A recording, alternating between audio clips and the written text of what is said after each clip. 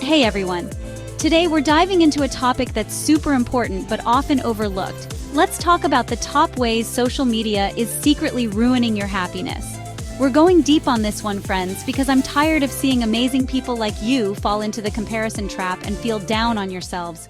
Trust me, you don't want to miss this. How many times have you scrolled through Instagram and thought, wow, their life is perfect? It's called the comparison trap, and social media is the ultimate hunting ground. We see these perfectly curated feeds and start comparing our behind the scenes to everyone else's highlight reel. But guess what? Those perfect pictures don't show the messy reality we all experience. When was the last time someone posted about their messy breakup or awful hair day? Exactly.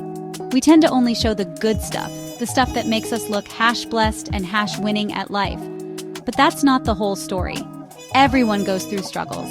Social media often hides that reality, making us feel like we're the only ones who aren't living our best lives. So, how do we escape this comparison trap? It's all about keeping it real. Remember that social media is just a highlight reel, not a documentary. You're on your own unique journey, and that's something to celebrate. Let's talk about those little red notification bubbles. They pop up on our phones like a beacon of excitement, promising us some juicy social validation. Someone liked your post. You have a new follower. It's like a little shot of dopamine straight to the brain. The problem is those little dopamine hits are highly addictive. We crave them, we check our phones constantly, hoping for another fix.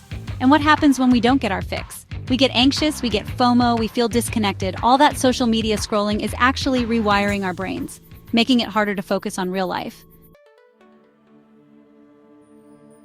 Let's talk about filters. Those magical tools that can erase blemishes, smooth wrinkles, and make us look like we woke up with a professional glam squad. But here's the thing. When we're constantly bombarded with these filtered images, it starts to mess with our perception of reality.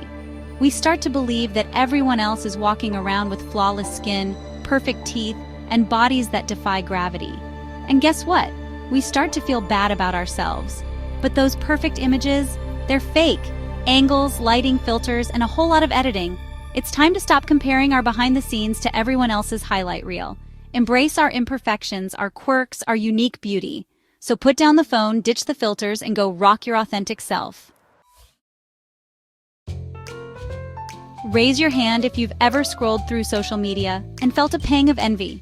It's like everyone else is out there living their best lives, going on exotic vacations, eating at fancy restaurants, and generally just killing it. And there we are, stuck in our pajamas, scrolling through our feeds, feeling like we're missing out on all the fun. It's called FOMO, the fear of missing out.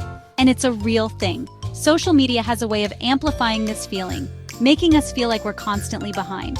But here's the thing, FOMO is a liar. We're only seeing a tiny sliver of their lives. So how do we combat FOMO?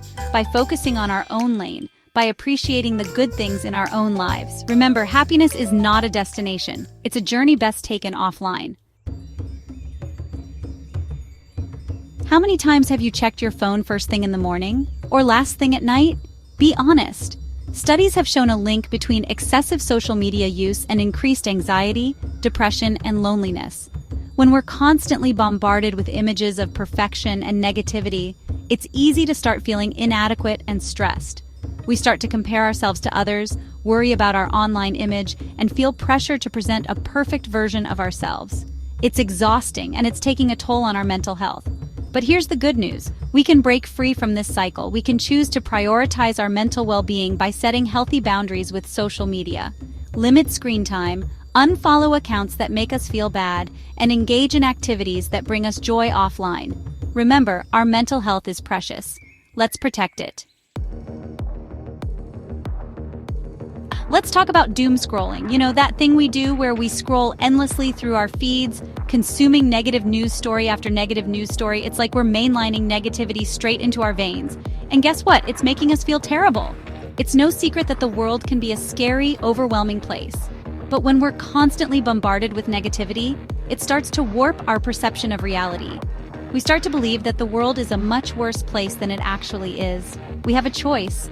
We can choose to limit our exposure to negative news and focus on the good things in life. Sometimes we just have to look up from our phones to see it. Our phones have become our constant companions. We eat with them, we sleep with them, we take them to the bathroom with us. But there is a point where our phones can start to distract us from the things that truly matter. Think about it. How many times have you been out with friends or family, only to find yourself scrolling through your phone, ignoring the people right in front of you? Let's put down our phones, look up, and reconnect with the world around us. We've talked about all the ways social media can secretly ruin our happiness. But don't worry, it's not all doom and gloom. The good news is, there are things we can do to break free from the social media trap and reclaim our happiness. First things first, let's talk about boundaries. It's time to set some healthy limits on our social media use. Try setting aside specific times of day to check your phone, and then resist the urge to scroll outside of those times. You can even use apps to track your usage and set daily limits. Next up, let's curate our feeds. Unfollow any accounts that make you feel bad about yourself. Remember, you're in control of what you consume. And finally, let's get real. Share your struggles, your imperfections, your real-life experiences. Thanks for watching, everyone. If you found this video helpful, don't forget to like, comment, and subscribe at Mind Matters Explained. Remember, social media can be a great tool for connecting with others, but it's important to use it in a way that serves us, not controls us. Let's spread happiness, not just online, but in our real lives too. See you next time.